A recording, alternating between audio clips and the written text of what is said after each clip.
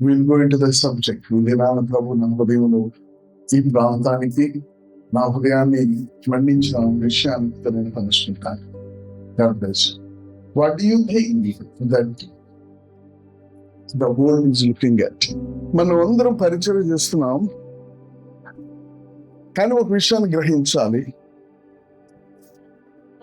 మనము మన వైపు ఈ లోకం ఎలా చూస్తుంది, మనమేం చూస్తున్నాం, మనకేం అర్థమవుతుంది? మళ్ళా రిపీట్ చేస్తాను.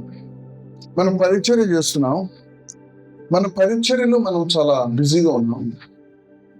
What is that the world is looking at us and how you are looking at the world?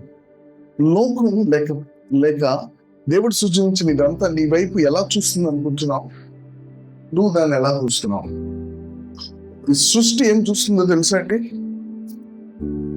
కుమారుల కొరకు చూస్తుంది. ఎవరి కొరకు చూస్తుందండి? సేవకుల కొరకు చూడటంలా, పెద్ద పెద్ద పరిచర్యల కొరకు చూడటంలా, కుమారుల కొరకు చూస్తుంది. రోమిలికి రాసిన పత్రిక 8వ అధ్యాయంలో సృష్టి దేని కొరకు చూస్తుందో చూద్దాం. దాని గురించి కొన్ని విషయాలు మీకు విశ్లేషించి ప్రభు యొక్క మనసుని మీ హృదయాల్లో పెట్టి నేను సెలవు తీసుకుంటాను. రోమిలికి రాసిన పత్రిక 8వ అధ్యాయంలో ఇది చాలా ప్రాముఖ్యమైన విషయం. 19వ వచనం, 8వ అధ్యాయం 19వ వచనం. దేవుని కుమారుల ప్రత్యక్షత కొరకు సృష్టి మిగులు ఆశతో కనిపెట్టుచున్నది. చూచుచు when you look at the creation, రక్షింపబడటం కరెక్టే. అనేక మంది ప్రభు రాజ్యంలో కలపబడటం కరెక్టే. కానీ ఈ సృష్టి అట దానికి అది దేని వైపు చూస్తుందంటే కుమారుని యొక్క ప్రత్యక్షత కొరకు చూస్తుంది. ఎందుకు చూస్తుందంటే అదట దాసత్వంలో నుండి విడిపింపబడాలని చూస్తుందట. మనం ఎంతమంది మారు మనసు పొందినా కూడా కుమారుల స్థాయికి మనల్ని సృష్టి చూడకపోతే దానికి విడుదల ఉండదు. సృష్టి అంతా కూడా దేవుని యొక్క పిల్లలగుటకు మనకు అధికారం ఇవ్వబడింది. కానీ బైబిల్ చెప్తుంది వాటన్నిటిని విడిచి మీరు ఆ ప్రాథమికమైన ఆ పునాదులు విడిచి మీరు పరిపూర్ణత వైపుకి వెళ్ళండి అని. క్రీస్తుకు కలిగిన యొక్క సంపూర్ణతతో సమానమైన సంపూర్ణత మనకు కలుగునట్లు కొన్ని పరిచర్యలు ఇవ్వబడినాయి అని చెప్తూ ఇక్కడ రోమియోలు ఏమంటాడంటే, ఇక్కడైతే కుమారుల యొక్క ప్రత్యక్షత కొరకు సృష్టి ఎవరి కొరకు చూస్తుంది తెలుసా? మారు మనసు పొందిన దేవుని యొక్క పిల్లల కొరకు చూడటంలా ఆ పిల్లలు కుమారులుగా అయ్యే వరకు సృష్టి చూస్తుంది. అప్పటి వరకు ఎలా ఉందట? అది ప్రసవ వేదనతో ఉన్నదట. దేవుడికి స్తోత్రం. ఏముందండి? ఏలైనగా సృష్టి 20వ వచనము నాశనముకు లోనైన దాసత్వం నుండి విడిపింపబడి దేవుని పిల్లలు పొందబోవు మహిమ కలిగిన స్వాతంత్రం పొందుదునను నిరీక్షణ గలదై. దేవునికి స్తోత్రం. ఆమేన్. ఒక దినాన నేను స్వేచ్ఛను పొందుతాను అని అది నిరీక్షణ కలిగి మన వైపు చూస్తుంది. దేవునికి స్తోత్రం. దీని గురించి కొంచెం మనం తెలుసు. కుమారులు అంటే ఎలా ఉంటారు? ఆమేన్. కుమారులు గురించిన యొక్క వాక్యం ఏం చెప్పబడుతుంది? మనము ఎక్కడ ఆ విషయాన్ని గమనించాలి? ఏది మనం నిర్లక్ష్యం చేయకూడదు. ఈ చివరి దినాల్లో దేవుడు కార్యం చేసేది పిల్లల ద్వారా కాదు, కుమారుల ద్వారా. దేవుడికి స్తోత్రం. ఎవరి ద్వారా అండి? కుమారుల ద్వారా. కుమారుల దగ్గర ఏముంటుందో తెలుసా? జ్ఞానం ఉంటుంది. Praise the lord. ఏ జ్ఞానం? అది దేవుని యొక్క జ్ఞానం ఉంటుంది, క్రీస్తు యొక్క పరిపూర్ణత ఉంటుంది. సో కుమారులుగా ఉండటం అంటే ఒక మాట మీకు నేను చెప్తాను. యేసుక్రీస్తు ప్రభువారు ఆయన ఒక మాట అన్నాడు. ఆ యొక్క ఐ థింక్ యోహాను సువార్తలో ఒక మాట చూడండి, 15వ అధ్యాయము 24వ వచనం. యోహాను సువార్త 15:24లో ప్రభు ఒక మాట అన్నాడు. ఏమన్నాడండి? చదవండి. ఎవరునూ చేయని క్రియలు ఏంటంటే ఎవరునూ చేయని క్రియలు నేను వారి మధ్య చెయ్యకుండిన ఎడల వారికి పాపము లేకపోవును. ఇప్పుడైతే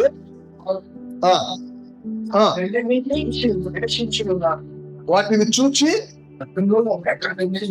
ద్వేషించిన. కొంచెం బ్రదర్ దగ్గర నుంచి చదువుతారు ఒకసారి. నువ్వన్నీ ఎప్పుడు అంటే కష్టం. ఎవడనూ చేయని క్రియలు నేను వారి మధ్య చేయకుండిన వారికి పాపము లేకపోవును. వానికి పాపం లేకపోవును. ఇప్పుడైతే నన్ను నా తండ్రిని చూచి నన్ను చూచారు, నా తండ్రిని కుమారుడు ఒక్కడే తండ్రిని చూపించగలడు. ఎందుకంటే కుమారుడు అంటున్నాడు, కుమారుడు తప్ప తండ్రిని ఎవరు ఎరగరు. కుమారుడు తండ్రిని ఎవరికి బయలుపరచని ఉద్దేశించునో వాడు తప్ప తండ్రిని ఎవడు ఎరగరు. కుమారుడిని తండ్రి ఎవరికి బయలుపరచని ఉద్దేశిస్తాడో వాడు తప్ప కుమారుని కూడా ఎవరు ఎరగరు. ఎందుకంటే తండ్రి కుమారుని ఎరుగును, కుమారుడు తండ్రిని ఎరుగును. కానీ వీళ్ళిద్దరు ప్రమేయం లేకుండా వేరొకడు కుమారుడిని గాని తండ్రిని గాని ఎరుగుట సాధ్యం.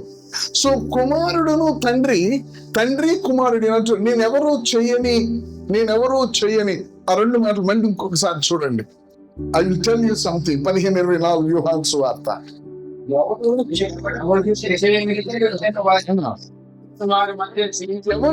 చేయని క్రియలు నేను వారి మధ్య చేయకుండిన ఎడల దాని అర్థము ఆయన ఎవరూ చేయని క్రియలు చేశాడని. ఎవరూ చేయని క్రియలు చేసిన దానికిను తండ్రిని నన్ను చూచి ద్వేషించాడు అంటానికి కనెక్షన్ ఏంటి? క్రియలకిను తండ్రిని నన్ను చూచి, ఇప్పుడైతే వారు నన్నును నా తండ్రిని చూచి ద్వేషించినారు. క్రియలు చేయటం ఏంటి? సడన్ గా నన్ను చూడటం ఏంటి? తండ్రిని చూడటం ఏంటి? దేవునికి స్తోత్రం. గమనించండి, ఎవరూ చేయని క్రియలు నేను చేయకుండిన ఎడల. ఏలియా మృతుల్ని లేపాడు, దావీదు అగ్నిని దింపాడు, ఏలియా అగ్నిని దింపాడు, ఎలీషా ఎండిన ఎముకల మీద చనిపోయిన వారు తిరిగి లేపబడ్డారు. మీరు ఎర్ర సముద్రం మోషే చీల్చాడు. ఆమె సూర్యచంద్రుని యెహోషువ ఆపాడు. యేసుప్రభు ఏమన్నాడు తెలుసా? ఎవరు చేయని క్రియలు. దేవునికి స్తోత్రం. ఎవరు చేయని క్రియలు ఏంటో తెలుసా అండి? ఎవరు చేయని క్రియలు కాదు, ఎవరు చెయ్యలేని క్రియలు. దేవునికి స్తోత్రం. దాని అర్థం ఏంటో తెలుసా? ఒక్క కుమారుడు తప్ప ఎవడూ కూడా చేయలేనివి. ఎవడూ చేయని క్రియలు అంటే కేవలం కుమారుడు మాత్రమే చేయగలిగే క్రియలు నేను మీ మధ్య చేశాను. కుమారుణ్ణి చూశారు, తండ్రిని చూచారు, నన్ను ద్వేషించారు. ఎవడో చేయని క్రియలు మీ మధ్య నేను చేయని ఎడల అంటే నేను చేశాను. ఏమిటి నువ్వు చేసిందంటే, నేను చేసిన క్రియలు ఒక చచ్చిపోయిన లేపటం ఆల్రెడీ లేపారు. ఆమేన్. కుష్టు వ్యాధి వానికి స్వస్థత ఆల్రెడీ ఇచ్చారు. సూర్యచంద్రుల్ని ఆల్రెడీ ఆపాను. దేవునికి స్తోత్రం. కానీ నేను వాళ్ళు చేసినట్టు కాదు, కుమారుడు మాత్రమే చేయగలిగే క్రియలు నేను చేశాను. దాని అర్థం ఏంటో తెలుసా? కేవలము కుమారులు మాత్రమే కొన్ని చేయగలరు, అందరూ చేయలేరు. దేవునికి స్తోత్రం. కుమారులు మాత్రమే చేయగలిగే క్రియలు చేయాలని ఈ సృష్టి చూస్తుంది. గురువారు చెప్పలేండి, కుమారునికి ఈ సృష్టి స్పందించాలని వేచి ఉంది. ఎవరికి? కుమారునికి. Waiting to respond, not to children but to the Sons. పిల్లలకి కాదు, కుమారునికి స్పందించాలనే సిద్ధంగా ఉంది. కానీ అది కుమారుని చూడాలి. సృష్టి స్తోత్రం. నువ్వు వెళ్ళి నాకొక అరశకులు, నీకొక అరశకులు, నువ్వు గేలమే చేప నోటిలో 1 షెకెల్ దొరుకుతుంది, అది తీసుకొచ్చి కట్టు. ఏం మాట్లాడుతున్నాడు ప్రభు? దేవునికి స్తోత్రం. కుమారుడు యేసుక్రీస్తు ప్రభు వారు నీళ్ల మీద నడిచేటప్పుడు ఆయన నీళ్ళ ఒడ్డు నుంచొని మోసేలాగా పైకి కిందకి వెనక్కి ముందుకు చూడలా, లేకపోతే చేతులు నీళ్ల మీదకి మోసే చాపినట్లుగా కర్రను చేయి చాపి యేసు నామంలో నేను నడుస్తున్నాను, నన్ను ముంచకూడదు కదా అలా ఆయన నడుస్తాడు. నీళ్లు ఆయన అవసరం కలుసుకోవాలి. దేవునికి చప్పట్లు కొడతాం, దేవునికి స్తోత్రం. ఆయన ముంచకూడదు, ఆయన నిద్రపోతున్నాడు, తుఫాన్ వచ్చింది, ఆయన నుంచి మీ విశ్వాసం ఎక్కడని దాన్ని నిశ్శబ్దపరిచాడు. మీరు గాలిను సముద్రమును ఈయనకు లోబడుచున్నాయి, ఈయన ఎట్టివాడు అంటే ఒక మాటలో చెప్పాలి అంటే ఈ భూమి మీద ఆశ్చర్య చేయటమే కాదు, సృష్టి నీ యొక్క కంట్రోల్కి రావాలి అని అది వేచింది. దేవునికి స్తోత్రం. సృష్టి ఇక్కడ ఏమని చెప్తున్నాడంటే, ఇక్కడ మన రోమీయులకు రాసిన పత్రిక 8వ అధ్యాయంలో దాసత్వంలో ఉంచబడిందట. ఏంటండి? దాసత్వంలో ఉంచబడిందట. రోమీయులకు రాసిన పత్రిక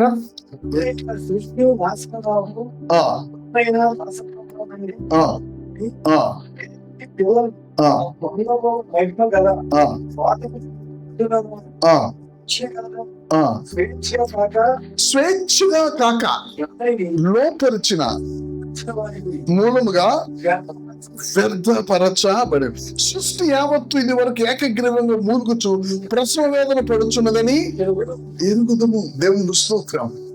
సృష్టి నీకు స్పందించాలి అని కుమారునికి స్పందించాలని చూస్తుంది.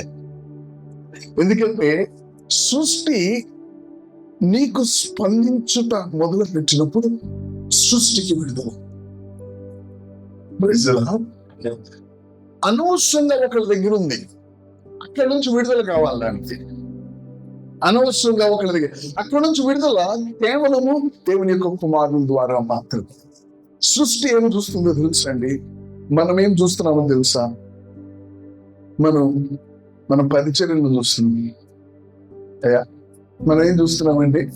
పరిచర్యలు చూస్తున్నాం, దైవజనులను చూస్తున్నాం, వాళ్ళ పెద్ద పెద్ద సంఘాలు చూస్తున్నాం, వాళ్ళకున్న వరాలు చూస్తున్నాం, వాళ్ళకున్న యొక్క అనేకమైన విషయాలు చూస్తున్నాం. కానీ సృష్టి ఏం చూస్తుందో తెలుసా? మన సేవను చూడాల. ఇక్కడ చూస్తే కుమారుని పనులు చూస్తుంది. మరి నా దృష్టి లేఖన దృష్టిగా మారాలి. నా దృష్టి ప్రజలు మాట్లాడే దృష్టిగా ఉండకూడదు. నా దృష్టి ఎలా మారాలి? లేఖనపు దృష్టిగా. లేఖన దృష్టి ఏమిటి? లేఖనాలు కుమారుల కొరకు చూస్తున్నాయి. నేను వచ్చి, అయ్యా నిన్న కాక మన సేవ స్టార్ట్ చేశాడు ఆయన, ఎంత సంఘాలైనవి, ఎంత సేవ జరుగుతుంది, ఎంత గొప్ప కార్యాలు జరుగుతున్నాయో తెలుసా? మనం ఎంత వేదన పడుతున్నాం, ఏమీ జరగట్లేదు. నిన్ను అలా చూడమని నీకు ఎవరు చెప్పారు? నువ్వు యేసుక్రీస్తు ప్రభువారు ఆయన కుమారుడుగా సృష్టి చూడగానే దేవునికి స్తోత్రం. యేసు ప్రభు అన్నారు, మీరు హోసన్న అనకపోతే ఈ రాళ్ళు హోసన్న అంటాయి. ఎందుకో తెలుసా? నేను కుమారుని, నాకు రావాల్సిన ఘనత విషయంలో సృష్టి స్పందించడానికి రెడీగా ఉంది.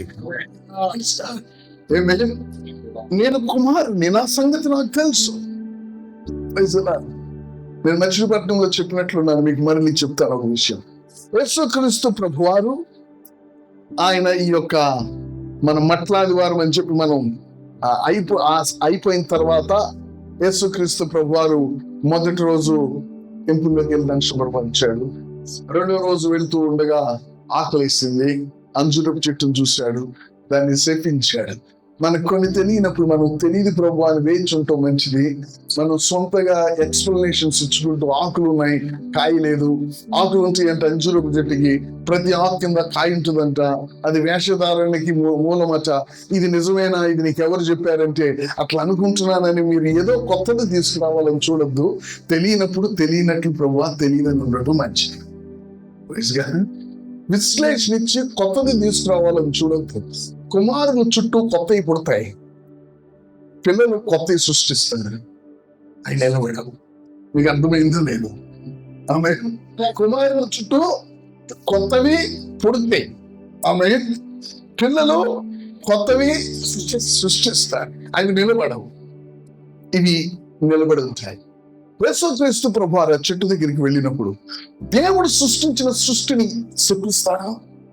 ఈ యొక్క చెట్టు యొక్క కాయలు ఎవడు తినకుండా ఉంటాడు ఉండునుగా కానీ ప్రభు అని సాయంత్రం వచ్చినప్పుడు కదా వాడిపోయింది. ప్రభు నువ్వు చెప్పినట్లు వాడిపోయింది. అయ్యా ప్రభు అన్నాడు, మీరు విశ్వాసం కలిగి ఉండండి అన్నాడు.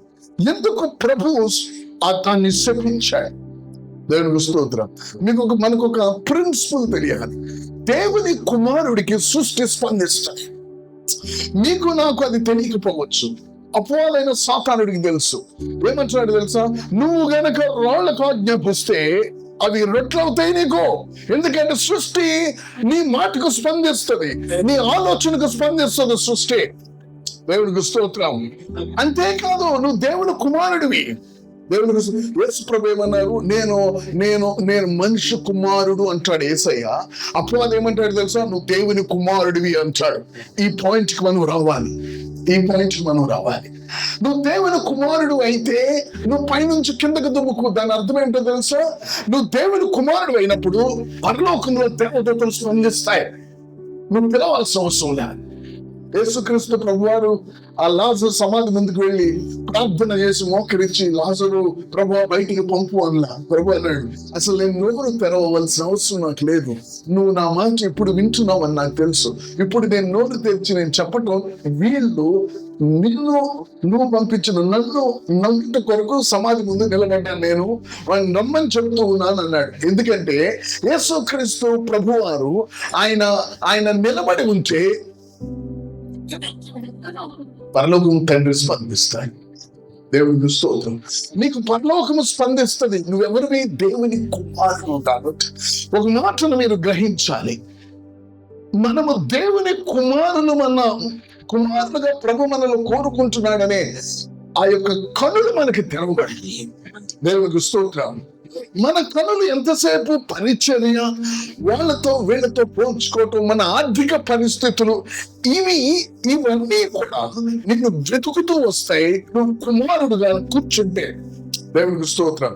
సొలొమోను ఎప్పుడైతే రాజు అయ్యాడో పక్కన దేశాల నుండి ఓడలలో ఆయనకి ఆస్తి ఆయన దగ్గరికి నడిచి వచ్చింది. ఆమేన్. దేవునికి స్తోత్రం. కుమారుడి దగ్గరికి విషయాలు నడిచొస్తాయి. పిల్లవాడు విషయాల దగ్గరికి వెళ్తాడు. దేవుడు చప్పట్లు కొడదాం.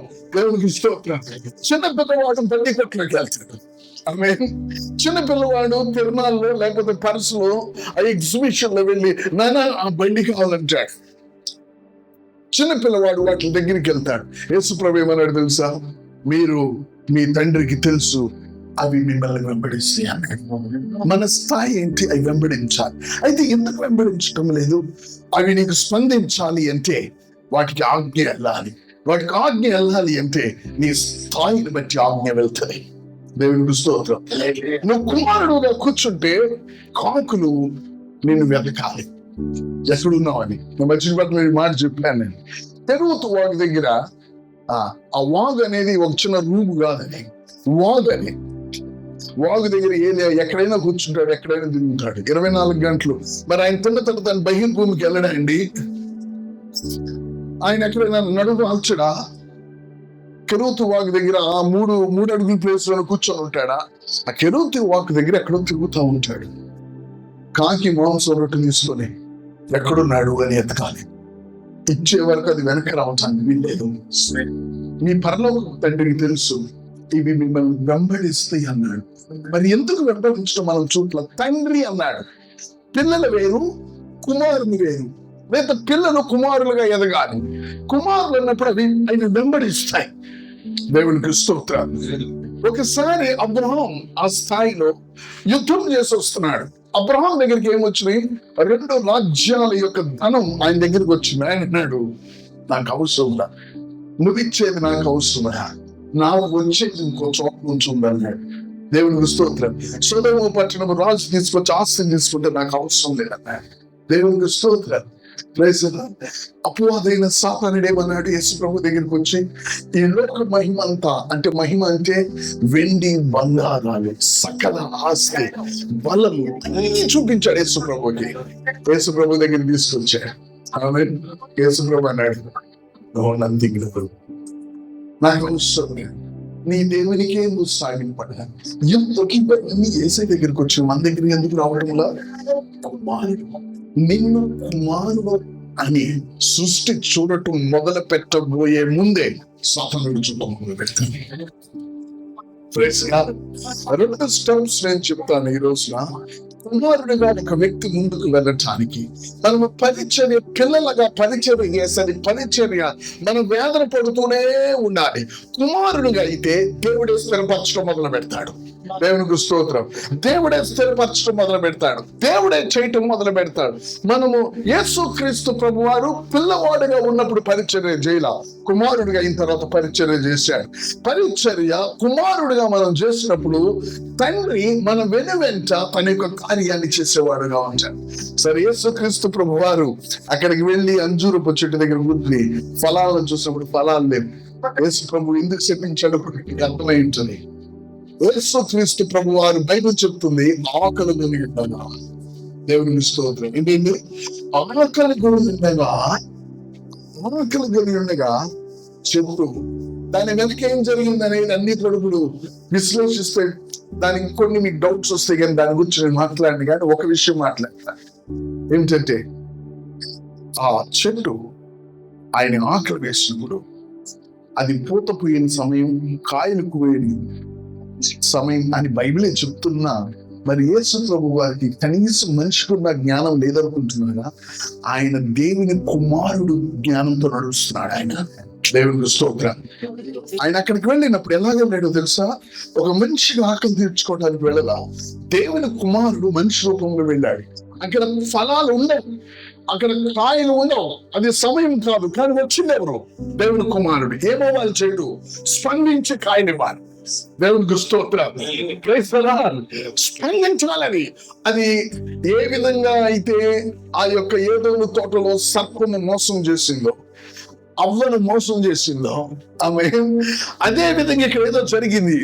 బైబిల్లో మనం చూస్తే శపించటం సాతాను, అదే సర్పాన్ని దేవుడు శపించాడు, అవ్వను శపించలా, ఆమెను శిక్షించాడంతే. తర్వాత మళ్ళీ చెట్లను చెప్పించాడు. అంటే ఎక్కడో కనెక్షన్ ఉందన్నమాట దీని వెనక. నేను చెప్పాలనుకున్న పాయింట్ ఏంటంటే, నువ్వు కుమారుడు ఉన్నప్పుడు అది నీకు స్పందించాలి. మనల్ని ఈ సృష్టి ఏమో నీకు స్పందించాలని నీ కొరకు నా కొరకు వేచి, సృష్టి స్పందించాలని నీ కొరకు నా కొరకు వేచి ఉంది. కానీ నువ్వు కుమారుడుగా నువ్వు సీట్లో కూర్చుంటేనే, ఈ ఊరు ఎమ్మెల్యే ఉన్నాడు, సపోజ్ ఎగ్జాంపుల్, ఆయన ఎమ్మెల్యే సీట్లో కూర్చున్నంతసేపు ఎవరికి వెళ్ళాల్సిన అవసరం ఉండదు. ఆయన ఎమ్మెల్యే సీట్లో కూర్చోగానే ఆయన ముఖం ఎన్నడూ చూడనోడు కూడా ఒక అరడజన్ యాపిల్స్ అండి, ఒక పుచ్చకాయ లేకపోతే ఒక బొకే తీసుకుని వెళ్తాడు. ఎందుకు వెళ్తున్నాడు? వాడు కూర్చున్న స్థలం అలాంటిదే. మనల్ని దేవుడు కూర్చున్న మన స్థలంలో మనం కూర్చోవాలి. మనం అక్కడ కూర్చోవడానికి మనకు మార్గం దేవుడు ఏర్పాటు చేశాడు. నువ్వు కుమారునిగా కూర్చో. దేవుడు నీ దగ్గరికి విషయాలు వస్తాయి. గమనించండి, మన జీవితాల్లో మీ దగ్గరికి డబ్బు రావటం అనేది పెద్ద విషయం కాదు. ఏంటండి, మన పరిస్థితి అంతా ఏంటో తెలుసు, డబ్బే. సేవకుని ఎక్కడ ఏ పరిస్థితి చూసినట్టు నీకు ఒకటే చెప్తున్నాను, కుమారుడుగా కూర్చో, నీ తండ్రికి తెలుసు. ఇక్కడ ఉన్న సేవకులు, మరీ ముఖ్యంగా దేవుని చేత పిలువబడిన దైవజనులు, నన్ను దేవుడు సేవకు పిలిచాడన్న ప్రతి దైవజనులు సాక్ష్యాల అందరి కూడా ఎక్కడో చోట కలుస్తూనే ఉంటాయి. ఒక 3 రోజులు అన్నం తిని ఉంటాం, పిల్లలకి పాటు ఇవ్వడానికి డబ్బులు ఉండవు. ఇవన్నీ కూడా స్టోరీ అందరికీ కలిసేది, కానీ ఎక్కువ కాలం అది నడవదు. దేవుడికి స్తోత్రం. ఈ లోపు నువ్వు కుమారునిగా వెలగాలి. సృష్టి నీకు స్పందించాలని వేచి, దేవుడికి స్తోత్రం. Praise the Lord. సృష్టి నీకు స్పందించాలని వేచి ఉంది. నువ్వు తల్లి గర్భంలో పడినప్పుడే తల్లి రొమ్మున పాలు మొదలవుతాయి. నేను దేవుడికి సేవకు పిలిచి నీకు డబ్బులు తక్కువ ఇస్తాడా? నువ్వు తల్లి గర్భంలో పడటం మొదలవగానే తల్లి రొమ్మును పాలు పెట్టే జ్ఞానం ఉన్నవాడు మనల్ని సేవకు పిలిచి మనకు కనీసము ఒక దగ్గరికి 100 రూపాయలు పెట్టుకొని మనం వెళ్ళలేని పరిస్థితి మనకి ఇస్తాడా? కరెక్టే, కొంతకాలం నేను పరీక్షిస్తాడు, కానీ తర్వాత నువ్వు కుమారుడివి చిన్నపిల్లవాడు కాదు, నువ్వు ఇతరులకు ఇచ్చేవాడుగా మారాలి. కుమారుడు ఇంట్లో వాళ్ళకి ఇచ్చేవాడుగా ఉంటాడు, ఇంట్లో వాళ్ళ దగ్గర తీసుకునేవాడుగా ఉన్నాడు. దేవునికి స్తోత్రం. Praise the Lord. మనము సేవకులము, విశ్వాసులు మనకి ఇవ్వచ్చు, కానీ మనము ఇచ్చే వారంగా విశ్వాసులు కనపడాలి. దేవుని చెప్పట్లు కూడా కుమారుడు గుర్తది. దేవునికి స్తోత్రం. Praise the Lord. విశ్వాసులు మన దగ్గరికి తీసుకొచ్చినప్పుడు మనం దానికి అర్హులు అన్నట్లు, అవును వాక్యం చెప్తుంది అర్హులమే, కానీ ఆ సేవకుడు కుమారుడు స్థాయికి ఎదిగినట్లు ఎట్లా ఉంటుందో తెలుసా? అతడు వాళ్ళకి ఏమి ఇవ్వగలరు అని చూస్తాడు. యేసుక్రీస్తు ప్రభు వారు 5 రొట్టెలు 2 చేపలు వచ్చినప్పుడు ఆయన నేనేమి ఇవ్వగలను అని చెప్పి పిల్లల వలె 200 దేనారాలు వీరికి సరిపోవలేదు. ఆయన కూర్చోబెట్టండి, 50 మంది పంక్తులుగా కూర్చోబెట్టండి. కుమారుడు ఇచ్చేవాడుగా వాడి సామర్థ్యత ఉంటుంది కాబట్టి వాడు ఎలాగోలా వాడని చేస్తారు. అట్లాగే దేవుని యొక్క కార్యం కూడా సేవకులు మనం కుమారుడు మనము మన అవసరం ఏదో కాదు చూడాల్సింది, మనము ఎదుటి వాళ్ళ అవసరం చూడాలి. దేవుడికి స్తోత్రం. నువ్వు ఏది విత్తుతావో అది కోస్తావు. నువ్వు ఇతరుల అవసరత చూసినప్పుడు నీ అవసరత 10 మంది చూస్తారు. నీ దగ్గరికి విషయాలు నడిచి వస్తాయి. ఇక నువ్వు నిర్ణయించుకోవాలి ఎవరో కాదనేది. ఇంతకాలం ఎప్పుడు వస్తుందో అని చూసావు, ఇప్పుడు అన్ని వైపుల నుంచి వస్తుంది. మనము ఉండాల్సిన విధంగా ఉంటే ప్రకృతి ఏం చేస్తుందండి? The creation is waiting to the సృష్టి నీకు స్పందించడానికి నీకోసం వెయిట్ చేస్తుంది. అయితే అది ఎవరికి స్పందిస్తుంది మనకి తెలియదు, అపవాదికి తెలుసు. అపవాది ఏమంటున్నాడు? 6వ అధ్యాయం 4వ అధ్యాయంలో లూకా సువార్త 4 ఏమంటున్నాడు, లేక మత్తయి సువార్త 4 ఏమంటున్నాడు? యేసుక్రీస్తు ఆత్మపూర్ణుడైన తర్వాత ఆయన శోధిస్తూ వాడు ఉపయోగించుతున్న పదాలు ఏంటండి? నువ్వు దేవుని కుమారుడు అయితే ఏంటండి? నువ్వు దేవుని కుమారుడు అయితే ఈ రాళ్లను యేసుక్రీస్తు వారు ఏమన్నారు? మీరు చూడకుండా గుర్తు తెచ్చుకోగలరా? యేసు ప్రభు ఏమన్నారు? సాతానుడు ఏమన్నాడు? సాతానుడు నువ్వు దేవుని కుమారుడు అయితే అన్నాడు. యేసు ప్రభు ఏమన్నాడు? మనుషుడు నేను దేవుని కుమారుడు అనాలి కదా ఆయన. సాతానుడికి ఏం తెలుసా? దేవుని కుమారుడు సృష్టి స్పందిస్తుందని వాడికి తెలుసు, పరలోకం స్పందిస్తుందని వాడికి తెలుసు. ఆమేన్. దేవదూతలు కూడా అది స్పందిస్తే అని తెలుసు వాడికి.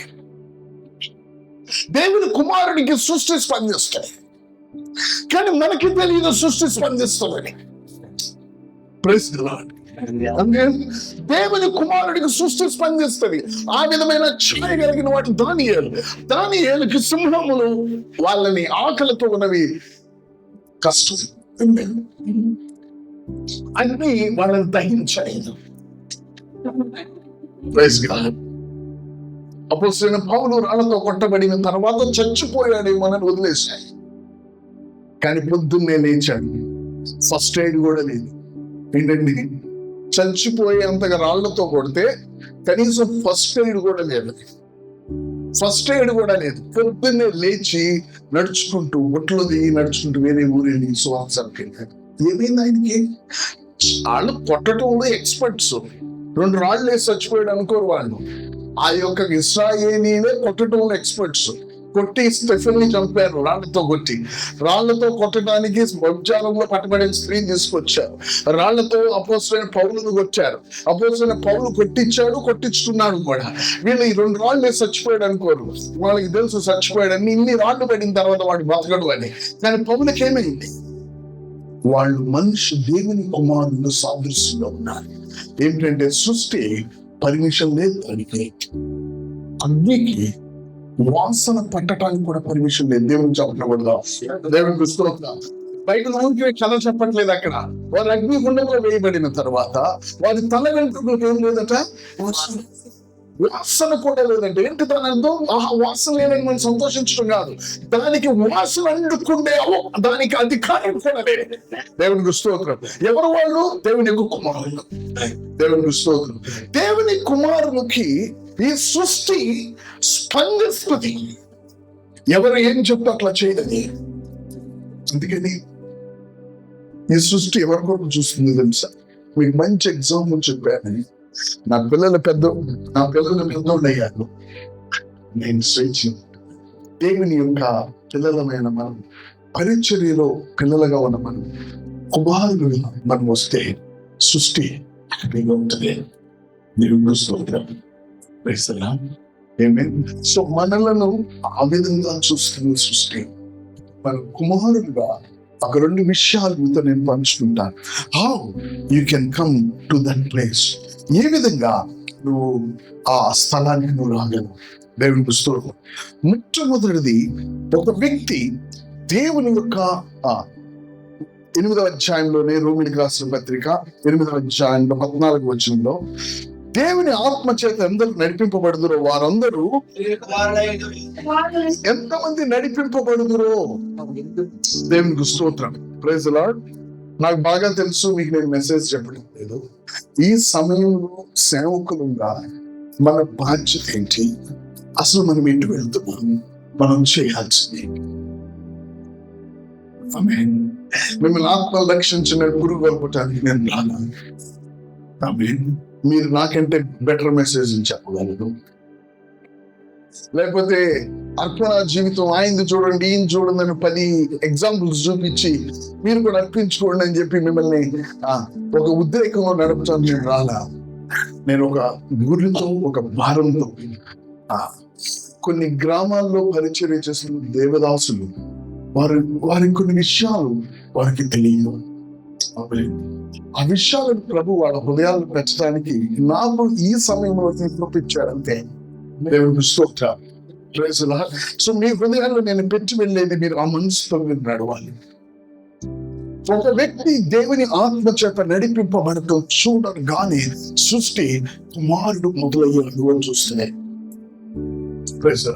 దేవుని ఆత్మ చేత నడిపింపబడటాన్ని చూసినప్పుడు, దేవుని ఆత్మ చేత నడిపింపబడటానికి కావలసిన కొన్ని విషయాలు మీతో నేను పంచుకుంటాను. కానీ దేవుని యొక్క ఆత్మ చేతను నడిపింపబడటం, దేవుని యొక్క ఆత్మ చేత నడిపింపబడినప్పుడు ఏం జరుగుతుంది? దేవుని యొక్క ఆత్మ చేత నడిపింపబడటం అంటే మీకు నేను ఒక విషయం చెప్తాను. Holy Spirit will have his free will and free course in your life. మీ జీవితంలో పరిశుద్ధాత్మ దేవునికి స్వతంత్రం ఉన్నదనుకో. గమనించండి, మీ యొక్క జీవితంలో పరిశుద్ధాత్మ దేవునికి స్వతంత్రం ఉన్నదనుకోండి. మళ్ళీ చెప్తున్నాను, మన జీవితాల్లో పరిశుద్ధాత్మ దేవునికి స్వతంత్రము ఉంటే ఏం జరుగుతుంది? పరిశుద్ధాత్మ దేవునికి మన జీవితాల్లో స్వతంత్రము ఉంటే ఆయన మనలను త్రోసుకొని పోతాడు.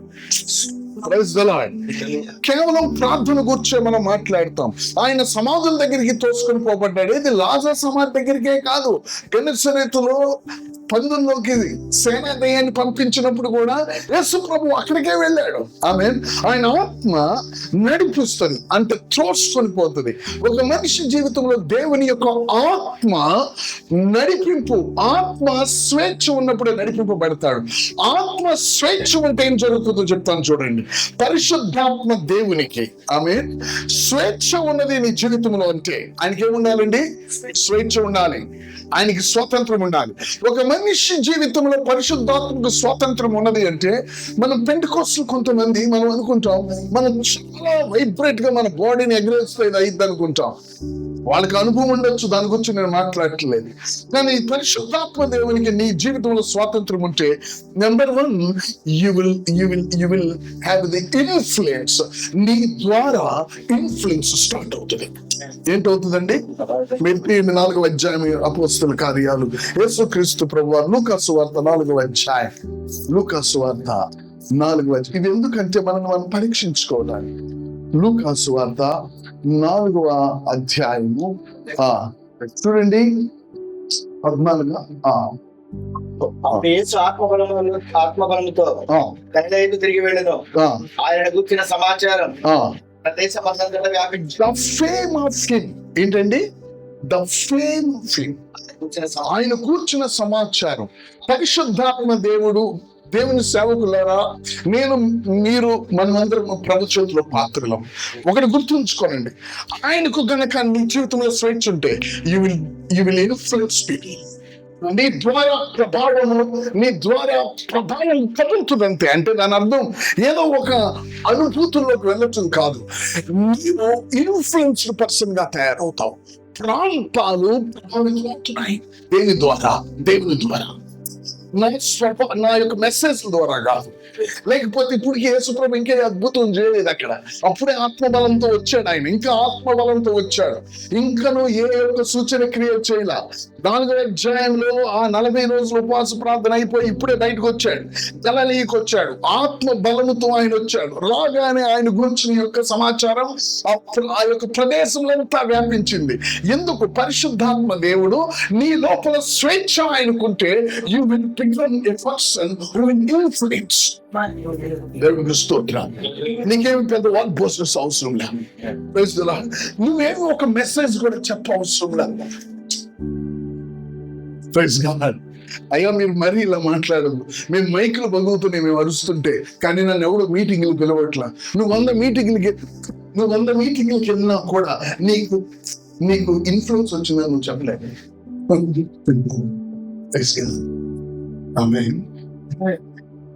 సమూయేలు సౌలు ఆత్మ వదిలేసింది, కానీ సమూయేలు ఆ పట్టణంలోకి రాగానే సౌలు మళ్ళీ ప్రవచించడం మొదలు పెట్టాడు.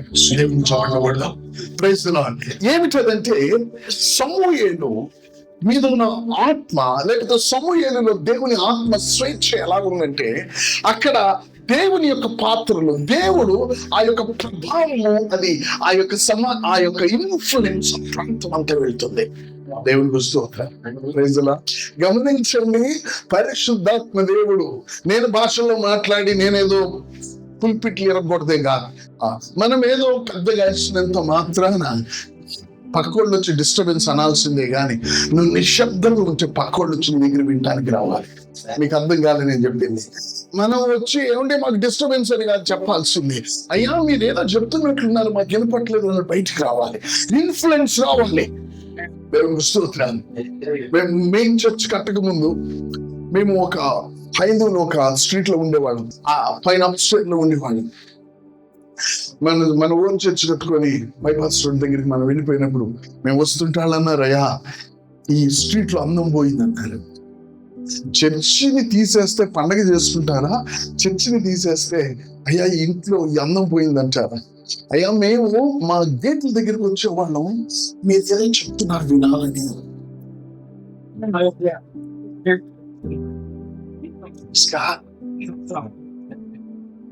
మీరేదో చెప్తున్నారు వినాలని. ఎందుకంటే మన సౌండ్ మన వరకే వాళ్ళకి వినపడదు, కానీ ఇక్కడ ఏదో జరుగుతుంది. రోజు రోజుకి మనుషుల జీవితాలు మారుతున్నాయి.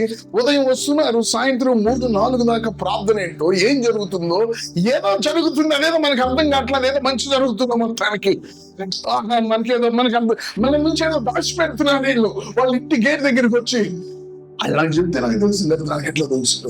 ఈ పక్కింటి బ్రాహ్మణులు వాళ్ళ ఇంటి గుమ్మం దగ్గరికి వచ్చి చూపు పెడుతుంది, మనం పైన ఉన్నాం, మన సౌండ్ వాళ్ళకి వెళ్ళదు, కావాలంటే లోపలికి రావాలి. యేసుక్రీస్తు ప్రభు వారు ఎక్కడ ఉన్నారు అని చెప్పి ఆ ప్రాంతం అంతా కూడా అది విస్తరించినప్పుడు ఆయన వెతుక్కుంటూ కొండలు, ఆయన వెతుక్కుంటూ సముద్రాలు, ఆయన వెతుక్కుంటూ లోయలు, పట్టణాలు దాటుకుంటూ ఎక్కడున్నాడని వెతికారు వాళ్ళు. Praise the Lord. పరిశుద్ధాత్మ దేవుడు, ఇది మనకి బలమైన గుర్తు. పరిశుద్ధాత్మ దేవుడు నీలో స్వతంత్రం ఆయనకున్నది అంటే you will start ఇన్ఫ్లుయెన్స్ నీ ద్వారా బయలుదేరుతుంది. అది లేకుండా నేను పరిశుద్ధాత్మ నింపుదల, నేను ఆ సేవకుడికి ఏం తెలుసు, నాకేం తెలుసు, నాకున్నంత బైబిల్ నాలెడ్జి, నాకున్నంత బైబిల్ థియాలజీ, నీకెంతైనా థియాలజీ పెట్టుకో, కానీ అది పక్కకు కూడా వాసన రాకుండా ఉంది. హల్లెలూయా, ఆమేన్, praise God, praise God. When the Holy Spirit has freedom in your life, it will influence Influence is the very what do you say, very substance of the Holy Spirit. పరిశుద్ధాత్మ దేవుని యొక్క స్వభావం. ఆయన ఎవరి మీదకి వస్తే వాడిని ఇన్ఫ్లుయెన్స్ చేస్తాడు. అంతే. తాగుమూతుడితో సహవాసం చేశారు అనుకోండి, నీకు తెలియకుండా నువ్వు నెమ్మదిగా తాగుమూతుడు అవుతావు. తిండి మూత దగ్గరికి వెళ్ళావు అనుకోండి, నీకు తెలియకుండా నువ్వు తిండి మూతడు అవుతావు. ఒక ఇన్ఫ్లుయెన్స్ ఉంటుంది. తిండి మూతోడు అయితేనే వాడు తిండి బోతుగా నేను చేయగలడు. అది తిండిపోతాడు కాకపోతే నేను తిండిపోతాడుగా చేయలేడు. నీలో పరిశుద్ధాత్మ దేవుడు స్వేచ్ఛగా ఉంటేనే నువ్వు వేరొకరిని ప్రభావితం చేయగలవు, లెక్కలు చేయాలి. పరిశుద్ధాత్మ దేవుడు నిజంగా నీలో స్వేచ్ఛ ఉంటేనే, నేను అరిస్తే కాదు, నేను రాత్రి పగల మెసేజ్ చెప్తే కాదు, వేరొకడు ప్రభావితం అవ్వాలి అంటే పరిశుద్ధాత్మ దేవుడికి స్వేచ్ఛ ఉంటేనే నాలో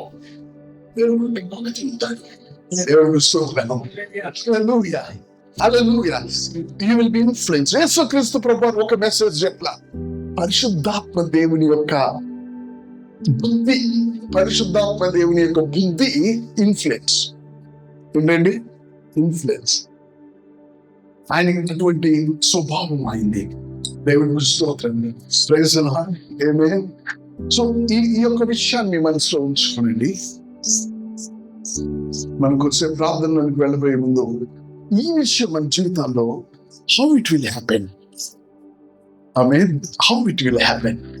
పరిశుద్ధాత్మ దేవునికి నేనైతే చాలా లోతుగా తాకబడ్డాను. మనం ఎన్నో మాటలు చెప్పొచ్చండి, ఆమేన్. మనకి తెలుసు వాళ్ళు వింటున్నారా వింటలేదా, మనకి తెలుసు అసలు నిజంగా పరిచర్య జరుగుతుందా జరగట్లేదు, మనకి తెలుసు అండి. ఎవరు మనకు వచ్చి కథ చెప్పవసరం, పాస్టర్ గారు ఏం మెసేజ్ చెప్పారండి ఈ రోజు అని వాళ్ళు నీకు చెప్పవసరం, నిజంగా నీకు తెలుసు.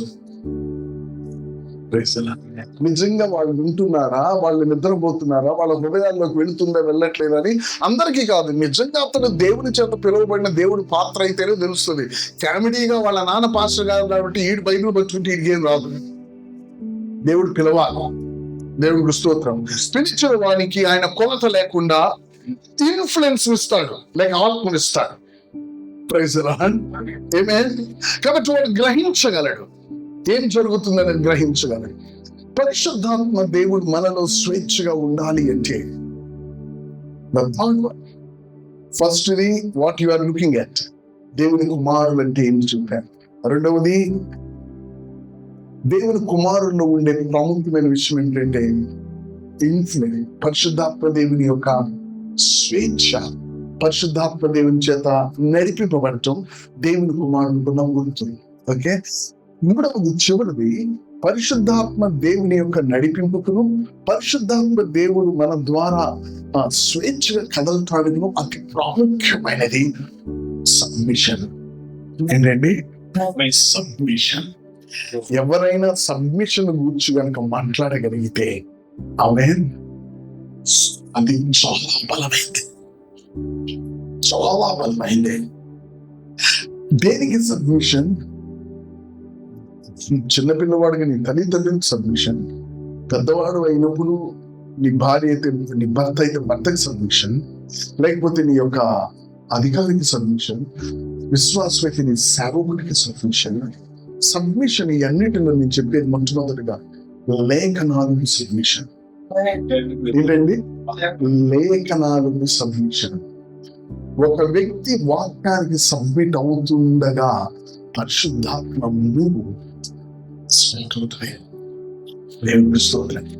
పరిశుద్ధాత్మ దేవుడు నువ్వు స్టార్ట్ అయింది అంటే లేనివి అక్కడ నమ్ముతుంటాయి. ఇప్పటి వరకు కనపడనివి అక్కడ కనిపించడం మొదలైతాయి. ఇప్పటి వరకు అక్కడ అక్కడ అక్కడ అక్కడ లేనివి అక్కడికి రావటం మొదలైతాయి. పరిశుద్ధాత్మ దేవుడు కదిలాడు అంటే అక్కడ లేనిది ఉన్నదిగా, ఉన్నది లేనిదిగా మార్చబడుతుంది. దేవునికి స్తోత్రం. Praise the Lord. ఆమేన్. పరిశుద్ధాత్మ దేవుడు కదలటం ఇదే గుర్తు. పరిశుద్ధాత్మ దేవుడు ఒక మనిషి జీవితం నుంచి కదులుతున్నాడంటే గుర్తు ఇదే. ఆమేన్. అక్కడ విషయాలు మారిపోతాయి. వాళ్ళకి అర్థం కాదు. ఎవరికి పరిశుద్ధాత్మ కార్యాలు ఆత్మ సంబంధికే కానీ ఇతరులకు అర్థం కావు. అయితే ఒక వ్యక్తి ఎప్పుడైతే లేఖనానికి నిలబెడతాడో నెంబర్ 1 అపవాది చూస్తాడు, వీడు కుమారుడు మార్గంలో ఉన్నాడని. దేవునికి స్తోత్రం. హల్లెలూయా. కుమారుడు మార్గంలోనికి ఒక వ్యక్తి రావటం, పరిశుద్ధాత్మ దేవుడు ఒక వ్యక్తి జీవితంలో స్వేచ్ఛగా కదలటం. నేను మళ్ళీ రెండో పాయింట్కి వెళుతున్నాను. దీనికి పరిశుద్ధాత్మ దేవుడు స్వేచ్ఛగా మనలో కదలటానికి ఒక గుర్తు అని నేను చెప్పాను. మళ్ళీ నేను అక్కడికి ఎందుకు వెళ్తున్నాను, కొంతమంది మీకు ఇంకా అర్థం కాలేదు, దాని యొక్క సీరియస్నెస్ మీకు అర్థం కాల. నేను పెద్ద ప్రీచర్ని, లేకపోతే నేను బాగా లేఖనాలు తెలిసిన వాడిని, మా నాన్న సంఘాలు 4 ఉన్నాయి, ఆయన ఏం చెప్తాడు ఈయనేం చెప్తాడు అని వేరే వాడితో పోల్చుకోవటం కాదు. ముందు నిన్ను నువ్వు పోల్చుకో.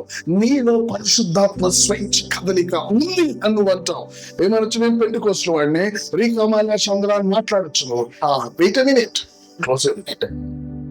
మినిట్, నీవు నిన్ను బట్టి అతిశయించడం కాదు. నీలో పరిశుద్ధాత్మ దేవుడు స్వేచ్ఛ కదలికుంటే ఇన్ఫ్లుయెన్స్ అనేది ఆయన స్వభావం. నువ్వంటావు సంపెంగ పువ్వుని పెట్టి, ఈ సంపెంగ పువ్వు వాసన రాదంటే వాడు నేను చూసినవి పాపం వీడికి ఇంకా తెలియదులే అని అనుకుంటాడు. సంపెంగ పువ్వు అక్కడ నువ్వు పెట్టి, లేకపోతే ఏమైనా పువ్వు నువ్వు అక్కడ పెట్టి వాసన వచ్చాయి కాదులే అంటే నువ్వు పిచ్చోడువా నేను పిచ్చోడునా? పరిశుద్ధాత్మ దేవుడు నా జీవితంలో భలే కదులుతున్నాడని నువ్వు చెప్పి అక్కడ ఏ విధమైన ఇన్ఫ్లుయెన్స్ లేకపోతే అదే మాట నువ్వు పిచ్చోడువా నేను పిచ్చోడు అంటారు ఈ రోజు నుంచి. దేవుడు స్తోత్రం. Praise the Lord. Amen. Hallelujah. So don't play, don't copy.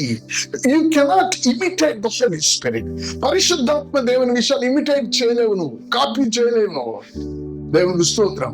కాబట్టి ఇది ఒక చెక్ పాయింట్ మనందరికి చెక్ పాయింట్. మన జీవితం ఇన్ఫ్లుయెన్స్ చేయగలుగుతుందా? Praise God. Amen.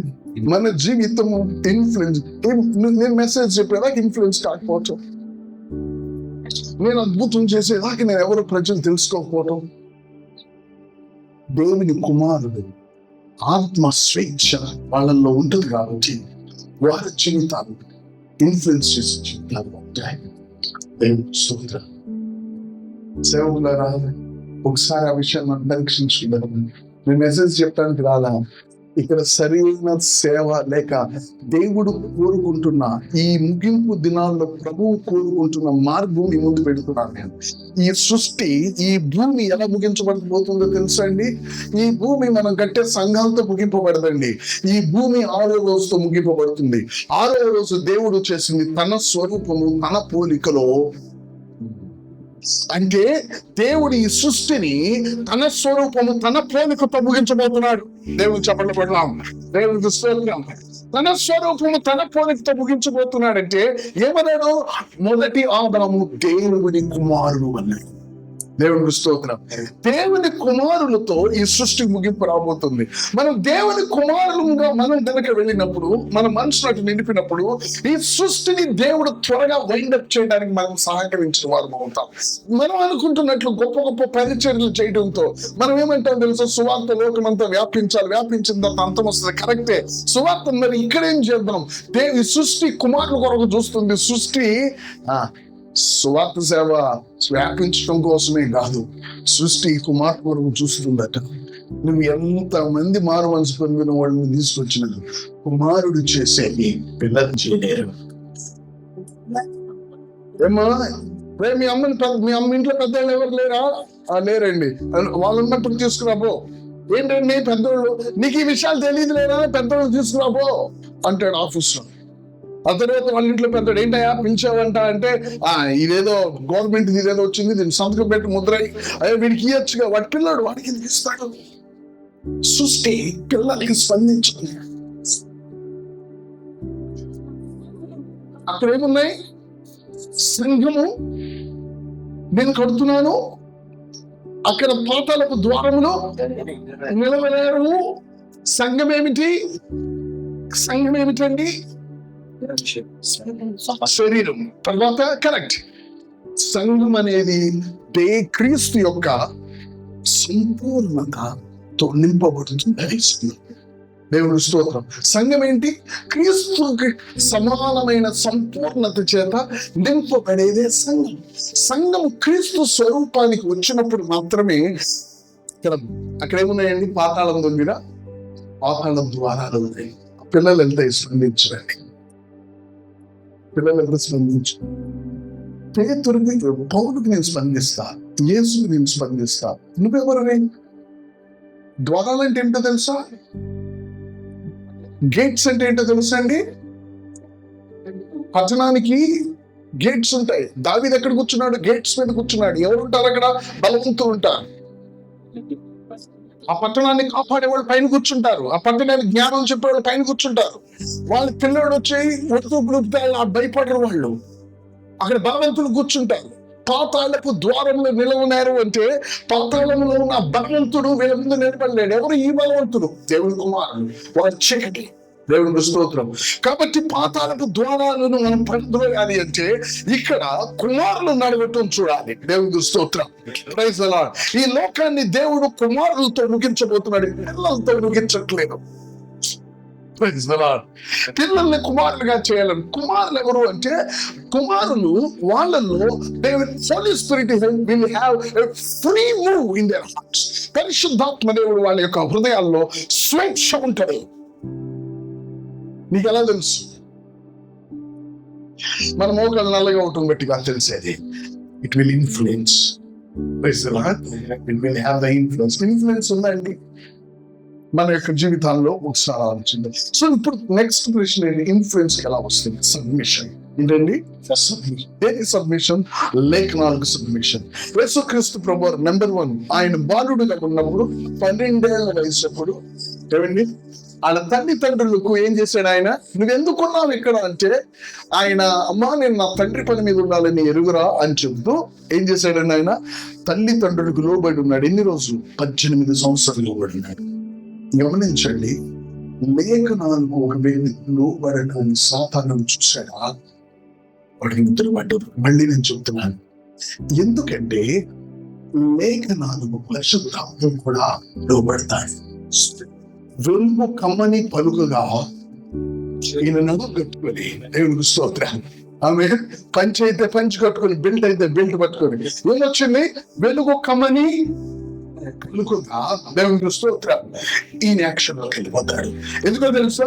మాట రాగానే దాన్ని చేసేది ఆత్మ. పరిశుద్ధాత్మ దేవుడు లేఖనాలను ఆయన నెరవేర్చే పనిలో ఉన్నాడు. వారు వాక్యము ప్రకటించుచూ ఉండగా దేవుడు వారు వెనువెంట వాక్యమును స్థిరపరుస్తూ ఉన్నాడు. ఎవరు? పరిశుద్ధాత్మ దేవుడు స్థిరపరుస్తూ ఉన్నాడు.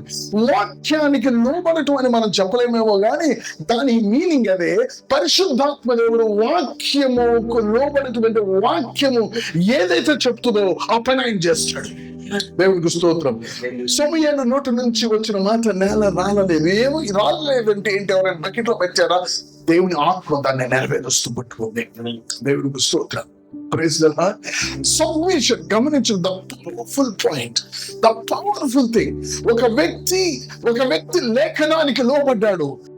దేవుని కుమారుడు వానికి లోబడటమే లోపరచబడిన సృష్టికి స్వాతంత్రం. నేను వెనక నుంచి ముందు నుంచి వెనక మాట్లాడతాను. లేఖనాలకు లోబడే వ్యక్తికి లోబడుటే సృష్టికి విడుదల. అదేనా ఇష్టపూర్వకంగా కాకుండా లోపరచబడి ఉందట. అయితే దానికి విడుదల కావాలట. ఏంటి దానికి విడుదల తెలుసా? దేవుని కుమారులు వచ్చి దానికి ఆజ్ఞిస్తే దానికి విడుదల. దేవుని కుమారునికి అది స్పందించడం దానికి విడుదల. ఇంతకాలం అది స్పందించకుండా దాన్ని ఎవరిలో పుట్టుకొని ఉంచారు. దేవుని బిడ్డలకు స్పందించొద్దు. ఈ బ్రదర్కి అవసరం కానీ నువ్వు ఇవ్వద్దు. ఎందుకంత ఇస్తావు? ఆపే. ఆ సేవకుడు దేవుడు పిలిచాడు, ఆయన్ని పిలిచాడు కానీ ఆయనకి ఎందుకు ఇస్తావు? ఆపే. ఆ దైవ సేవకుడికి సహాయం చేస్తాడు. ఆ దైవ సేవకుడు వాళ్ళకి సహాయం చేస్తాడు. వాడు ఆ బాధల నుంచి బయటకు వస్తాడు. వాడి కష్టం నుంచి, ఆ సేవలో కష్టం నుంచి బయటకు వస్తాడు. వాడిని అక్కడికి వెళ్ళనియొద్దు. వాడిని ఆపే. మీకు తెలియదు ఇవన్నీ. మనుషుల సహాయాన్ని కూడా సాతాను ఆపుతాడు. నువ్వు ఎప్పుడైతే సరే లోపెడతావో నువ్వు మనుషుల దయని పొందుకుంటావు. దేవుని చెప్పండి కొడదాం. నేను మాట్లాడుతున్నాను. మనుషుల నుంచి నువ్వు దయ పొందుకుంటావు. నువ్వు ప్రమోట్ చేయబడతావు. నువ్వు దేవునికి స్తోత్రం. అయ్యగారు మంచివాళ్ళు, అయ్యగారి దగ్గర మీకు తీసుకెళ్ళండి, ప్రార్థన చేస్తాడని ఎవరు సిగరెట్ తాగేవాడు చెబుతాడు. దేవునికి స్తోత్రం. Praise the Lord. Amen. ఏమవుతుంది? నువ్వు లోబడగానే విషయాలు మారిపోవడం మొదలవుతాయి. ఆయన తల్లిదండ్రులకు లోబడగా మనుషుల దయ్యందును దేవుని దయ్యందును మనుషుల ముందు దేవుని ముందు మంచివాడు అనిపించుకుంటూ ఆయన జ్ఞానంలో ఎదుగుట మొదలవుతుంది. అన్ని విధాలుగా ఎదగటం మొదలవుతుంది. దేవునికి స్తోత్రం. Praise the Lord. లోబడగానే సాతానుడికి నిద్ర పట్టింది. ఏమండి? వాక్యానికి లోబడగానే, ఎందుకంటే నీ చేతుల్లో ఉంటుంది స్వాతంత్రం. నువ్వు చేయొచ్చు, చేయకపోవచ్చు. నువ్వు ఎప్పుడైతే చేయొచ్చు, చేయకపోవచ్చు నీ చేతుల్లో ఉంటుందో, లేఖనానికి నువ్వు చెయ్యాలి, లేఖనాన్ని చేయాలని లోబడతావో వానికి నీ బలం తొలగిపోతుంది. Praise the Lord. నాకు ఇవ్వబడింది 1 వరకే. సో నేను 2 విషయాలు చెప్పాలి, ముగిస్తాను. ప్రార్థన చేసుకున్నాను. Praise the Lord. హల్లెలూయా.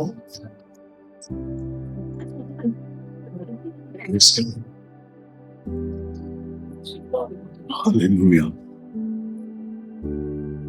లేఖనానికి లోబడటం స్టెప్ నెంబర్ 1. Praise God. తర్వాత యేసుక్రీస్తు ప్రభువారు అదే లేఖనాలు నెరవేర్చడానికి 30 సంవత్సరాలతో మళ్ళీ తనకంటే తక్కువ వాడు లేఖనం నెరవేర్చడానికి తనకంటే తక్కువ వారి యొద్ద బాప్తిజం పొందాడు. సాధారణ మరొకసారి చదువుకుంటే దేవుడు అన్నాడు, ఈయన నా ప్రియ కుమారుడు, ఈయన యందు నేను ఆనందించుచున్నాను అనగానే పాతాళం దేవుడు మాట చెప్తే అర్థం ఏంటి తెలుసా? సాతానుడు యేసుక్రీస్తు పౌరుడుగా ఉన్నప్పుడు లోబడగానే ఈయన ఎవరో నా ప్రాణం తీసేటట్టు నాడని చూశాడు. ఆయన లోబడగానే విషయాలన్నీ కలిసి అవటం మొదలైనవి. నువ్వు ఎప్పుడైతే లోబడతావో నీకు పరిస్థితులు ప్రతికూలమైనవి నీకు అనుకూలంగా మారిపోవడం మొదలవుతాయి. దేవునికి స్తోత్రం. ఎందుకంటే దానిలో ఉన్న యొక్క భావన లాంటిది. నీ శత్రువుల ఇంట నీకు ఆయన ఆమేన్ నీ నా తన అంటూ నా గిన్నె నీ లోపల ఏముందో అది పొగలటం మొదలవుతుంది. దేవుని చెప్పలు కొడదాం. దేవునికి స్తోత్రం. నీ లోపల ఒకటి ఉందని అది పొగలటం మొదలయ్యేది అప్పుడే. యేసు ప్రభువులో ఏముంది ఎవరికి తెలియదు. తండ్రి మాట్లాడగానే పొరలటం మొదలైంది. దేవునికి స్తోత్రం. మనం ఎప్పుడైతే లేఖనాలకు లోబడతామో, లోబడటానికి పడకపోవటానికి నీ చేతుల్లోనే ఉంది. కానీ పడకపోవటం నీకు లాభం, కానీ పడితే నీకు నష్టం. అయినా నువ్వు లేఖనానికి లోబడినప్పుడు సాతాను మొట్టమొదటి కన్నేస్తా, వీడు నాకేదో చేసేటట్టున్నాడు. వీని ద్వారా ఆత్మ కదులుతుంది. ఆత్మ కదిలితే ప్రభావం ఎక్కడ దాకా వస్తుంది తెలుసా? పాతాళం ద్వారాలు వస్తాయి. ప్రభావం ఎక్కడ దాకా వస్తుంది? పాతాళం ద్వారం వస్తాయి. యేసుక్రీస్తు ప్రభువారు యోహాను దగ్గర బాప్తిజానికి ఇవ్వబడగానే ఈయన నా ప్రియ కుమారుడు అన్నప్పుడు పైన పరలోకం ఉంది, భూమి ఉంది, భూమి కింద పాతాళం ఉంది. ప్రియ కుమారుడు మీ అందరూ ఆయనకు లోబడాలి, ఆయనకు ఒకరించాం డిక్లేర్ చేశాడు. అందుకే సాతానుడు ఏమంటాడు తెలుసా? నాకు పౌలు తెలుసు, నాకు యేసు తెలుసు. ఎందుకంటే డిక్లేర్ అయిపోయింది అక్కడ. మా గుమ్మాల దగ్గర ఈయన కుమారుడు అని డిక్లేర్ చేశాడు. ఆయన దేవుడికి స్తోత్రం. ఆయన ప్రమాణ స్వీకారం చేశాడు. అక్కడ డిక్లేర్ అయిపోయింది. ఈయన కుమారుడని డిక్లేర్ అయింది కాబట్టి మేము తలంచాల్సిందే. ఇక మీరెవరు మమ్మల్ని తలంచమంటారు? మీరు లోబడని వాళ్ళు అయ్యి మమ్మల్ని లోబడమంటారు, మిమ్మల్ని లోపరుచుకుంటామని కొట్టి బట్టలు దించారు. యేసుక్రీస్తు ప్రభు రెండవది బాప్తిజం దగ్గర లోబడ్డారు. మూడవ లోబడ్డం 15వ అధ్యాయం 1వ కొరింథీయులు. ఎందుకంటే కొన్ని మీకు బాగా తెలిసి నేను డిఫరెన్స్ తీయట్లేదు చెప్తున్నాను. కొన్ని మీకు ఇంతగా మనసు తట్టినవి నేను చెప్తాను. 15వ అధ్యాయం చూసినట్లయితే 27వ వచనం దేవుడు 1 కొరింథీ 15:20 దేవుడు సమస్తమును క్రీస్తు పాదముల క్రింద లోపరిచించును, సమస్తమును చెప్పినప్పుడు సమస్తమును లోపరిచిన వాడు సమస్తమును లోపరచబడి సంగతి 28 జాగ్రత్తగా చూడండి. మరియు సమస్తమును ఆయనకు లోపరచబడినప్పుడు దేవుడు సర్వముకు నిమిత్తము కుమారుడు తనకు సమస్తమును లోపరిచిన దేవునికి తానే లోబడును. అయిపోయింది చూడండి. తనకు లోపరిచిన వానికే ఆయనే ఎందుకు? ఆయన సమస్తము వారి అని. అప్పుడు ఏమైందో తెలుసండి, మీరు పైన కాంటెక్స్ట్ చదివితే ఈ 15వ అధ్యాయం దేని గురించి మాట్లాడబడుతుందండి? మరణం ముళ్ళు వేరొకటి ఇక్కడ చూస్తాను. ఆమె ఆ పైన ఏముంటుందంటే 26 కడపట నశింపచే శత్రువు మరణం. ఏంటండి? కడపట నశింపచేయుడు శత్రువు మరణం. యేసుక్రీస్తు ప్రభువారు లోబడటాన్ని బట్టి శత్రువును సంపూర్ణంగా తుడిచివేశాడు. దేవుని స్తోత్రం. లోపడటం అనేది మనలను దేవుని యొక్క కుమారుడుగా మనం పడుతుంది. దేవుని స్తోత్రం. లోబడటం అనేది ఎంత, లేఖనాలకు లోబడటం అనేది ఎంత గొప్ప విషయం అంటే, లేఖనాలకు లోబడుతూ ఉండగా నీలో పరిశుద్ధాత్మ దేవుని యొక్క కదలిక మారిపోతుంది. దేవుని స్తోత్రం. పరిశుద్ధాత్మ దేవుడు కదలకుండా, అయ్యగారు ఈ డబ్బులు మీరు ఉంచుకోండి, అయ్యగారు ఈ స్థలం మీరు తీసుకోండి, అయ్యగారు అని నువ్వు 10 సార్లు అనౌన్స్మెంట్ చేసిన తర్వాత తీసుకురావటం కాదు. అయ్యగారు మీరు ఈ మధ్య అవసరతలో ఉన్నట్టు తెలిసిందండి, నీకెవరు చెప్పారు? నాకు అవసరమైతే చెప్తాను వింటూ అని నువ్వు కాదు. మనం ఎందుకు అట్లా అంటే కుమారుడు పరమక్షులు దేవుడు స్తోత్రం. నువ్వు లోబడిగానే దేవుని ఆత్మ కలుగుతుంది, స్వాతంత్రం ఉంటుంది. ఎవరికి? దేవుని ఆత్మతో నింపబడ్డామా? దేవుని ఆత్మ మనలో ఉందా? దేవుని ఆత్మ చెప్తా అబ్బా తండ్రి అంటున్నామా? అది ఒక పక్కన కోణం. ఆ ఆత్మకు నీలో స్వాతంత్రము ఉన్నదా? ఇదే నేను కుమారుడిగా లేపుకెళ్ళేది. దేవుని స్తోత్రం. కాబట్టి ఇది నాన్న మనము చూడవలసింది, ఈ సృష్టి దేనిని చూస్తున్నట్టే మారమనిసి పొందిన వాళ్ళు చాలా మంది ఉన్నారు, సేవ చేస్తున్నారు నాలాంటి వాళ్ళు మిన్నలాంటి వాళ్ళు చాలా మంది ఉన్నారు. కానీ నా హృదయానికి సృష్టి ఏం చూస్తున్నాడు? ఒక్క కుమారుడు నాకు ఇవ్వండి. దేవుని స్తోత్రం. Praise God. ఒక్క కుమారుడు, యేసుక్రీస్తు ఒక్క కుమారుడు శత్రువుని సమూలంగా నాశనం చేశాడు. సృష్టి మారు మనసు పొందినంత మాత్రాన ఏమండి అనారోగ్యాలతో జనాలు చచ్చిపోవట్లేదా? క్యాన్సర్స్ తో సెలవులు చచ్చిపోవట్లేదా? మారు మనసు దాని పైన గుమ్మాల దగ్గరికి ఎక్కాలి. దానికి ఏం కావాలో తెలుసా? కుమారులు రావాలి. ఇది దేవుడు చేస్తున్న పని. ఈ లోకాన్ని దేవుడు 6వ రోజు ముగించబోయేది ఇదే. దేవుడు తన స్వరూపంతో, ఇదంతా సాతానుడి స్వరూపాన్ని ఆ లోకంలో పెట్టాడు. ఈ సాతానుడి స్వరూపాన్ని దేవుడు తీసేయడం కాదు. దేవుడు స్వరూపము, ఈ సాతానుడి స్వరూపం ఈ లోకంలో ఆయన స్వరూపం ఏలిన తర్వాతే దీనికి ముగింపు.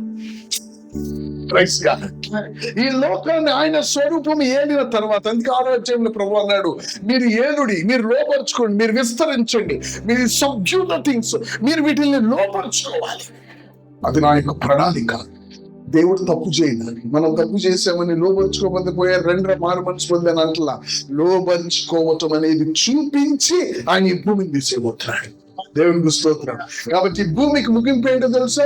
గొప్ప సువార్త సేవే కాదండి, ఈ లోకానికి ముగింపు కుమారులు.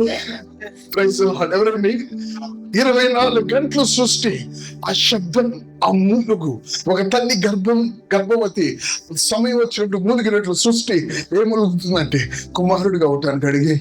నువ్వేమో సంఘం అంటావు, లేకపోతే ఇంకా సేవ అంటావు, ఇంకొక మందిరం అంటావు, సరే కట్టు, కానీ నువ్వు ఎటు రావాలి అంటే కుమారుడిగా అవటానికి రా. కుమారుడిగా అవటానికి రా. సృష్టి మిగుల వేదంతో ఉంది కుమారుడు చూడటానికి. దేవుడికి స్తోత్రం. వాళ్ళు కాలు పెట్టగానే పరలోకం నుంచి రాసిన చెక్కులు మారిపోతాయి. Praise God. లేనిది ఉన్నట్లు ఉంది, లేనట్లు అవ్వాల్సిందే.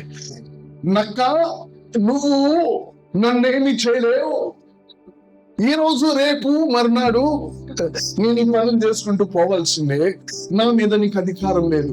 మన కుమారులు అన్నప్పుడు మన మీద ఈ లోకం అధికారం చేయడం జ్ఞాపించుకోవాలి. కుమారులు వాళ్ళ అధికారం కలిగిన వారే గాని కుమారుని మీద ఏ అధికారం వచ్చేది?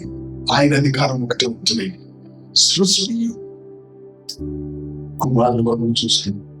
నేను సేవ వైపు, సేవకుల వైపు, వాళ్ళ సంఘాల వైపు, వాళ్ళ తలంతుల వైపు, వాళ్ళ డబ్బుల వైపు చూస్తుంది.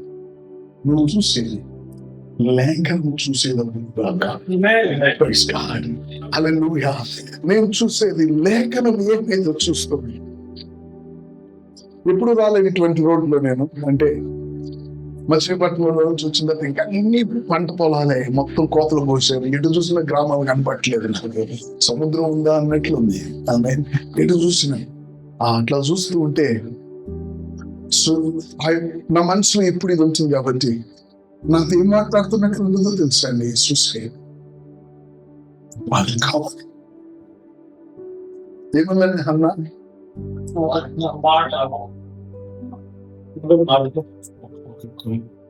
ఏంటండి,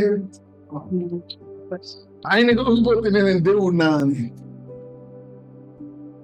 దేవుడు ఇచ్చింది. భార్య భర్త దేవుని దగ్గరికి సెలవు, అయ్యా పెళ్ళై చాలా కాలం అయింది. అయితే ఏంటమ్మా అనగానే మీకు అర్థమవుతుంది, పెళ్ళై చాలా కాలం ఒక్కొక్క బిడ్డ. ఈ సృష్టి కూడా రసం మీద ఏమంటుందో తెలుసు. సేవకులు మన వైపు చూసి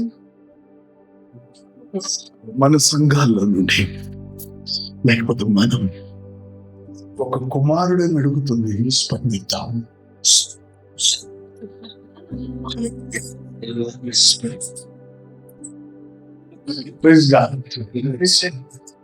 పైన ఆకాశము కింద భూమి. బైబిల్ చెప్తుంది సర్వ సృష్టి. సృష్టి అంటే కనిపించేవి కనిపించనివి కూడా సృష్టిలో. దేవదూతలు కూడా దేవుని కుమారుడు కొరకు వేచి ఉన్నాయి. దేవుని కుమారుడు ఉపవాసం ఉంటే దేవదూతల నుంచి పరిచయం చేసినాయి.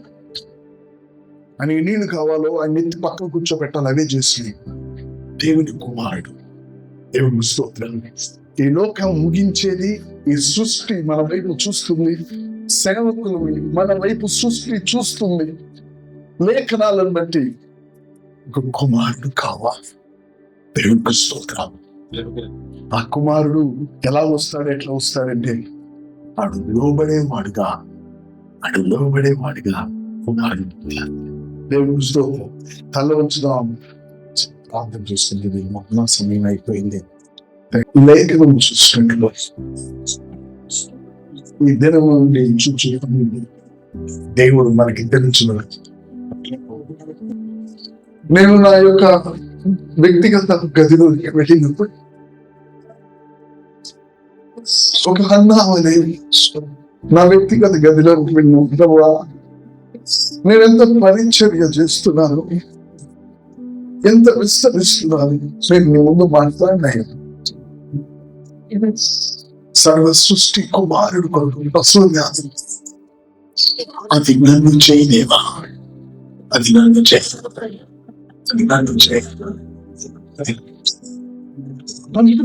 దేవుడికి నాలో స్వాతంత్రం ఉండాలి. దానికి నేను లోపడాలి. ప్రభు, నేను ఎక్కడెక్కడ నీకు లోపడి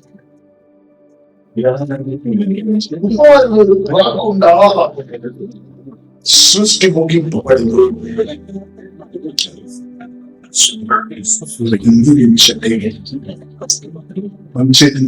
ఒక్క నిమిషంలో ఈరోజు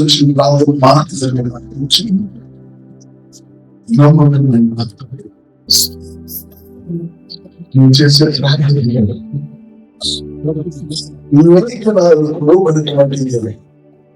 లేఖనం ఎప్పుడు చూస్తుందో నీ ప్రార్థన అదే అవుతుంది.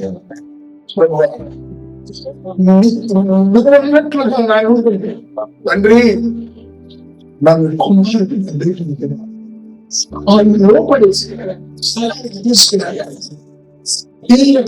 సృష్టికి ఒక కుమారుడు చూసే భాగ్యం